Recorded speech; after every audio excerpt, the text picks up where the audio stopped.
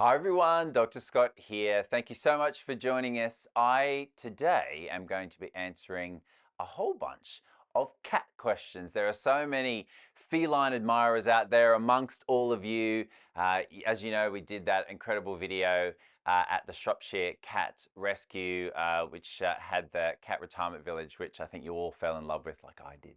And I absolutely love cats. So I thought today I would pick out just a few of the questions that you guys have been asking me about cats. Now, I can't answer really complicated medical questions because, of course, that's what your local vet is there to do. They need to be seen physically in person. So your vet needs to chat to you, see your pet, get their hands on your animal and be able to assess them properly. But I have picked out a selection which I think will help many of you try and wrangle with that feline friend in your life. If you haven't subscribed to our channel already, please do. It's really easy. You just need to create an account on YouTube.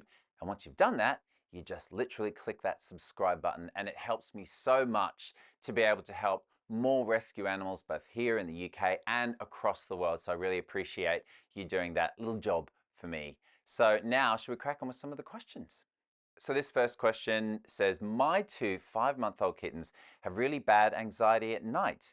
Any advice? I've tried anything, mostly of the calming agent variety. Okay, well, the main thing with kittens is that they have a lot of energy and you need to try and burn that out during the day. A cat will generally sleep when you're not around. They sleep 18 hours a day approximately, it's thought. So they are going to sleep when you're not around and then want to be awake and playing with you and stimulated by you when you're at home. So the key thing is active play with cats. That means sitting down with your kittens and actively playing with them for about 15 to 20 minutes twice a day, even 3 times a day. With kittens particularly, they've got that lot of energy. They're like a child in that they go through the food, sleep, play cycle more frequently than an adult cat. So you really need to try and learn a way to burn off that youthful exuberance. So things like your fishing rod toys are great.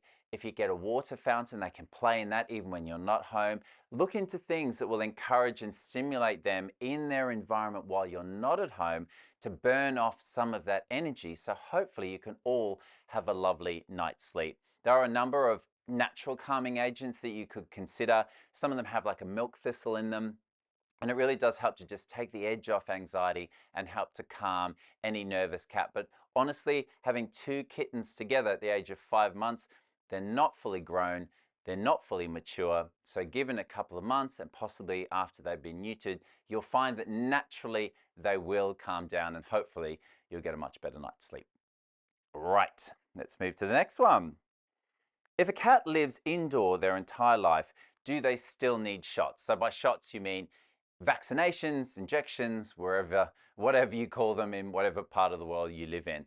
And the answer is absolutely yes. So cat flu is something that is transmissible by air droplets.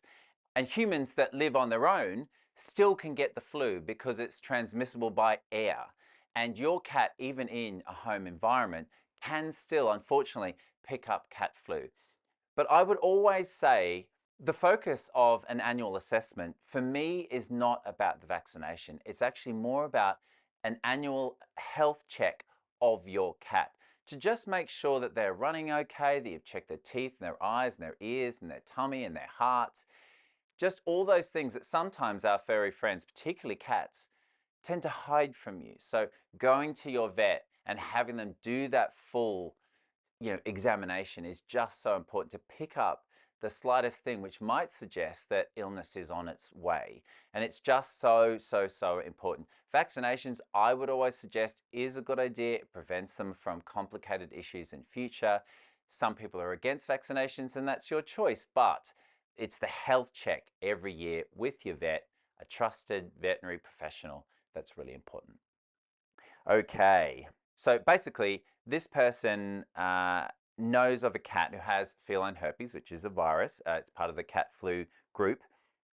But the cat's very resistant to taking medication. I think we can all agree that no cat really likes taking medication. They're pretty tricky on that front. And he's very strong. He can barely be caught, let alone twice a day, for a month. He also refuses it being put on his food because he's sensitive to smells. So in most cases, this is something called lysine, and it helps to kind of support the immune system. But what we have to remember is stress is a big cause of the presentation of cat flu. So when a cat gets stressed, that feline herpes virus comes back through because their immune system is weakened. So what I would say is, if it is so stressful to medicate the cat, to give it this supplement, I wouldn't do it, because on balance, what's the benefit and what's the risk? Well, the benefit is outweighed by the risk of reducing the cat's immune system, weakening it because it's so stressed because of the medication.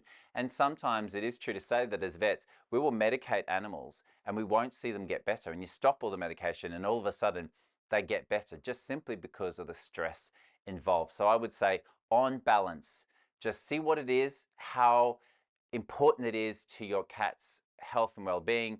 But generally, when it comes to feline herpes virus, it is something that a cat will carry for their lifetime. There are antiviral medications that can be used, but usually in that situation, I'd imagine that it may well be a supplement to try and support the immune system, and the immune system is not going to be supported when your cat is stressed. So I hope that makes sense. Right, let's have a look at the next one. Have you any advice for a cat that's developed allergies, a huge hotspot, which I'd never heard of before? It's taking forever to heal. And now there's another new spot, and that you love the channel. That's awesome. Well, thank you very much. So in this instance, a little bit like the last one, is that stress can lead to skin manifestations, particularly in cats. We all know that they're lovely and affectionate, but they're also quite emotional, and they pour a lot of their stress and anxiety on themselves. They overgroom. So do think about the wider environment. Think about, are there any other cats? Is there loads of noise? Is there house guests that the cat doesn't like? All those things can mean that a cat gets anxious and therefore starts licking themselves. But if it's in a place where you don't think your cat can get to, then yes, of course, it could be allergy. If it's a circle, it may well be ringworm or a dermatophyte, which is a skin fungus that exists in cats. But it may also be parasites. So, fleas, which are very common, can lead to a cat itching, and then they lick in one area very furiously, and then they remove all the fur. So I would say the primary cause for a cat to have patches of hair loss is actually self-trauma, so them over-grooming themselves. And then what's the cause? And you're absolutely right. Allergies is a possibility, and that can be from things in the environment. It can also be food as well. So that one, I would suggest it's worth going to see your vet. But if you wanted to try, first of all, to just treat your cat for fleas and assess, do they have any, that probably causes 70% of the cats that come into my practice losing patches of fur. So I hope that helps. Right, let's have a look. What else have we got? Why is my cat a biter? Because it's a cat, and sometimes they like to be grumpy and surly, and it's a cat's prerogative. I have to be very careful as he changes on a dime, and if my arm or any part of my body is anywhere near, it gets bitten. What do I do to change this behavior? Well, arguably you can't. You have got yourself a cat, and unlike dogs who constantly want to please, cats are like, yeah, you're staff and I will treat you as I wish. And sometimes it's not always as nice as we'd like it to be. But in that case, most of the time, that's called predatory behavior. And a cat instinctively is a wild cat still, running around in the savannah of Africa, grabbing hold of things, responding to changes in the environment, little movements, and then all of a sudden attacking. So that predatory behavior almost needs to be burnt out of them in a cat that's indoors, particularly a cat that doesn't get a chance to go outside and catch butterflies and all the other things that they shouldn't be catching. Indoors, they can get a bit frustrated, and that predatory behavior can come out as aggression. So what I would say is, again, going back to playing actively with your cat, the fishing rod toys are brilliant. You just move them around and get them chasing something, getting things that mean that they can jump and pounce. All those kind of toys, there's so many out there. There's ones that are electronic, and then also the manual ones that you just move around. And it's fun to play with your cat as well. But that very much is predatory behavior. You just need to exhaust that element of your cat's personality out of them, and then hopefully they'll give you a cuddle without teeth. Well, loads of great questions. Thank you so much for sending them all in to me. I absolutely love cats, so please bring in all your cat questions, because cats, they are amazing creatures and they give us so much love and joy, but they don't make it easy sometimes, do they? So do tune in here at Rescue Vet, and please do continue to subscribe and like to all of the videos across the platform. It really does help me help more rescue animals here on Rescue Vet.